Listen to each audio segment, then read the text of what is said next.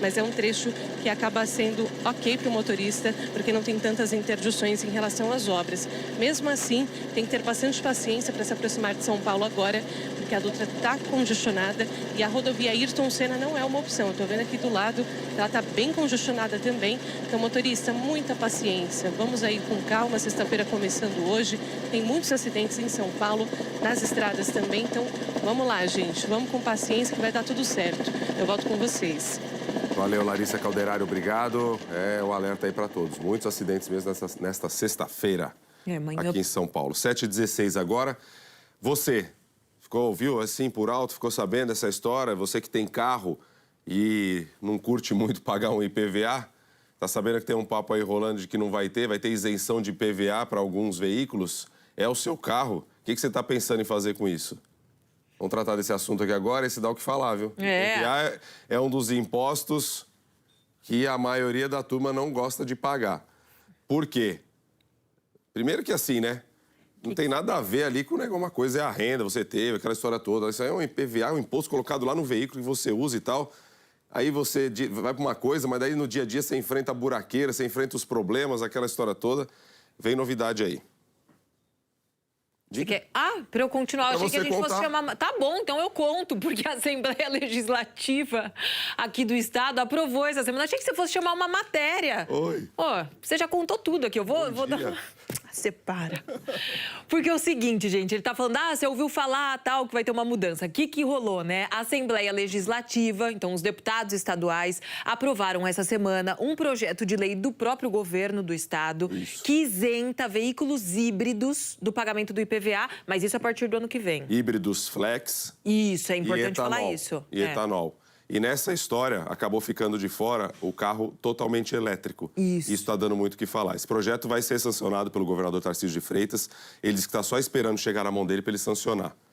E agora... Veículos híbridos são aqueles que têm o sistema elétrico e também a combustão, né? É isso. Para garantir essa isenção, o carro tem que ser abastecido, então, com etanol ou ter a tecnologia Flex que o Rodrigo acabou de falar. Flex te dá a chance de abastecer com gasolina. É isso. Esse é outro ponto também que está em discussão aí. A medida é válida para os modelos também, que custam até R$250 mil. Passou dessa faixa ali, não vale. A isenção vai ser de 2 anos, ou seja, em 2025 e 2026, você que é dono de um veículo híbrido não vai pagar o imposto. Não deve pagar o imposto, né? Agora falta só a sanção do governador. A partir de 2027, depois desses 2 anos, esse imposto vai voltando, mas vai voltando aos poucos, Rodrigo. Começando com uma alíquota aí de 1%, passando para 2% em 2028 e chegando até 4% em 2030. O governo do estado diz que a isenção do IPVA é para estimular o uso desses veículos e reduzir a emissão dos gases poluentes. E é aí que entra a grande polêmica do projeto que o Rodrigo está falando. Porque os veículos 100% elétricos estão fora dessa isenção. A gente conversou com o Fábio Delatorre, que é professor especialista em veículos elétricos. Vamos ver a opinião dele, Rodrigo. Vamos lá. Talvez os elétricos, os 100% elétricos, sejam um segundo passo, né, de complemento desse projeto de lei ou algo que venha, digamos, em um curto intervalo de tempo, o governo perceber que também se faz importante a presença deles nessa isenção, porque, consequentemente, quando a gente começa a ter essas isenções, a gente já tem exemplos de outros países de que o volume de vendas, o volume de utilização desse tipo de veículo com essa tecnologia começou a ser maior em detrimento ao convencional combustão.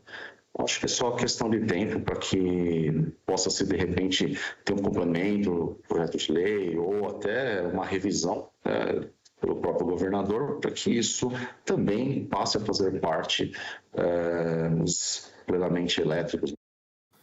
Mas isso não está na mente do governador por enquanto, essa revisão, porque tem um outro ponto aí por trás. Tem a questão do incentivo à redução da emissão de poluentes, mas principalmente na cabeça do governador está o incentivo à indústria automobilística no estado de São Paulo.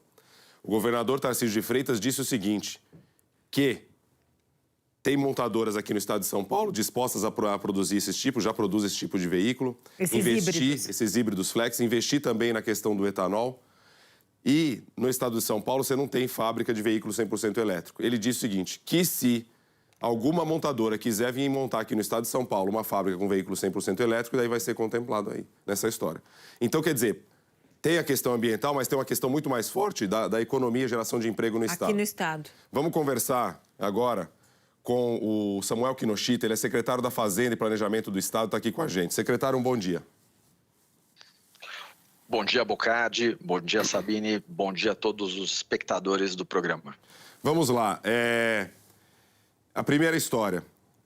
Dar isenção de IPVA para um carro que é híbrido e flex. E esse motorista, em algum momento, ele vai usar a gasolina para abastecer o carro dele. Como é que fica isso? Bocardi, eu tenho a alegria aqui de poder falar sobre esse bonito projeto que ele concatena, na verdade, uma série de fatores.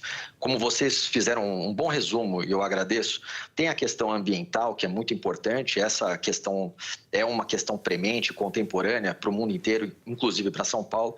Tem a questão da política energética e aquilo que a gente já tem aqui instalado no Estado de São Paulo e no nosso país de maneira mais ampla. E tem a questão, digamos, econômico-fiscal. A concatenação desses fatores é que se traduz nesse belo projeto. O projeto, de fato, como vocês resumiram bem, ele dá uma isenção e ele é muito bem construído porque a isenção ela perdura os 2 primeiros anos e depois gradativamente vai saindo. Ou seja, do ponto de vista econômico, ele é bem construído para, de alguma maneira, estimular ou incentivar o mercado numa determinada direção. Bem como esse limite de R$250 mil, que, para além de qualquer questão de progressividade, não se dá isenção para esses carros que custam milhões de reais, sejam eles elétricos ou qualquer outro tipo de propulsão. O fato é que, ao colocar uma barra de R$250 mil de limite, a gente também estimula a indústria a produzir mais carros de faixas de valor mais reduzida. Então, a gente estimula o setor a trabalhar mais nesse sentido. Aí, o ponto que você colocou, certamente a pegada ambiental é importantíssimo, isso está contemplado na forma como foi redigido, e eu vou agora sim conseguir, depois desse breve preâmbulo, responder a sua pergunta com relação à parte da eletrificação. Não há nada contra os veículos elétricos, eles são certamente uma opção. Vários países fazem a opção pelo elétrico porque eles não dispõem de uma tecnologia própria, de base energética própria como nós temos. Veja, nos últimos 40 ou 50 anos, o nosso país, em específico o Estado de São Paulo, fez um investimento muito grande na indústria do etanol. Nós temos uma boa base instalada, nós temos uma indústria automotiva muito capaz de converter e construir esses veículos híbridos flex, que tem a possibilidade de utilizar uma bateria com uma boa, a capacidade de rodar o carro por uma boa quilometragem e, ao mesmo tempo, utilizar esse combustível verde, que é o etanol, aqui no Estado de São Paulo, que tem uma indústria muito pujante. Qual seja, a gente consegue juntar tanto a questão ambiental como a questão dos empregos dos paulistas, seja na própria indústria da energia do etanol, seja na indústria automotiva. Então, essa concatenação leva a esse bonito projeto que o governador Tarcísio aprovou e que a nossa Assembleia aqui do Estado de São Paulo, felizmente, trabalhou e aprovou recentemente. Isso será sancionado em breve, como você mesmo disse. Ótimo, secretário. Tudo beleza, tudo ótimo, como nas palavras aí. Só que, assim, a resposta para a minha pergunta, ela não veio nessa fala toda. De alguma forma, esse projeto ele está beneficiando a pessoa que tem um carro híbrido, flex, e ele vai abastecer com gasolina. Ele vai abastecer. Porque a gente não tem... Quantos carros nós temos aqui no estado de São Paulo que são híbridos etanol? Tem isso? Não tem ainda, né? Então, assim, o híbrido flex, ele vai abastecer... Tudo bem que o etanol vai estar mais barato um dia, ele vai botar etanol, legal, bacana. Mas ele pode pôr gasolina. Mas ele pode pôr gasolina também. Então, assim, não seria o caso de ter uma contemplação só para quem tem carro híbrido, a flex e etanol? Na verdade, não, é híbrido etanol. Híbrido etanol. Ou bateria ou etanol. Não, o seu ponto é interessante, Bocardi, e é um questionamento válido. A nossa indústria ela já produz esses híbridos com a capacidade de utilizar etanol. Veja, ao estimular nesse sentido de ter a possibilidade de usar etanol e pela razão de preços corrente, por exemplo, está acontecendo isso hoje, o volume de utilização do etanol ele se dá de maneira não obrigatória, de não forçar o consumidor. Ter a possibilidade faz até sentido do ponto de vista de robustez do nosso sistema energético.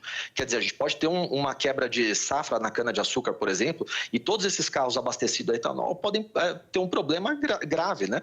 Então, o fato de ter mais possibilidades, ele não é necessariamente ruim. O fato de ter a possibilidade e a opcionalidade de utilizar o etanol e que vem sendo exercida, quer dizer, a razão de preços do etanol, ela é positiva, tem sido feito, e isso já é uma contribuição muito boa do ponto de vista ambiental para o nosso estado. Seria um pouco perigoso do ponto de vista estratégico que a gente não forçasse de alguma maneira a não possibilidade da utilização da gasolina, porque assim, o biocombustível, os combustíveis que vêm da cana-de-açúcar ou do milho, ou qual seja, do etanol, eles podem ter algum problema de safra, e aí a gente desprotegeria estrategicamente o nosso estado e o nosso país. Tá, assim, de alguma forma, nenhuma forma aqui sendo contra, tá, o projeto, que assim, as pessoas todas estão ali, têm o carro, elas, independentemente de gasolina ou etanol, elas pagar IPVA ninguém quer.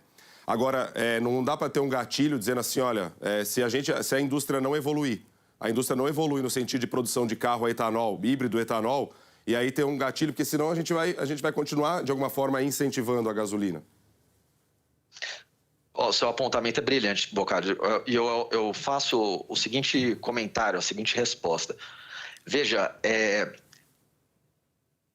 o fato de estimular o etanol, e é uma parte importante da construção desse projeto, esse benefício, ele é construído de maneira a não ser perene, ou seja, ele tem um phase-out, ele tem uma saída desse benefício, com isenção nos 2 primeiros anos e uma elevação progressiva ao longo do tempo, justamente pelo conceito que você colocou. A realidade, ela pode se alterar ao longo do tempo e os benefícios devem ser transitórios. E nesse sentido, é claro que reavaliações posteriores podem levar exatamente ao ponto que você colocou, que é, em algum momento, se você não tem esse estímulo, a indução que a gente quer dar a essa indústria que tem uma pegada de carbono mais baixa aqui no estado de São Paulo e que contempla o nosso processo produtivo já instalado no estado. É uma boa pergunta, é um bom apontamento seu. Se mudar alguma coisa nesse projeto, contribua aqui, compartilha com a gente, porque acho que é uma forma da gente não deixar isso ao vento, né? E ficar realmente martelando uma questão de fazer com que a gasolina, ela incentive a indústria a realmente fazer de fato o etanol, uma riqueza nossa, e que a gasolina ela saia de circulação. Rapidamente, eu preciso encerrar aqui. Desculpa. Qual é o valor que o governo do estado vai deixar de arrecadar com essa isenção? Estimativa. Outra pergunta importante, Bocardi. Esse é o terceiro fator que é contemplado no projeto. Veja, ninguém gosta de pagar impostos, nem eu, Bocardi. Não é só você que não gosta de pagar o IPVA, ninguém gosta. O fato é que o dinheiro não nasce em árvore. Para poder financiar todas as boas políticas públicas do estado de São Paulo, a gente precisa arrecadar. A estimativa de renúncia no primeiro ano é de cerca de 300 milhões de reais e aí, posteriormente, cerca de 450 milhões de reais.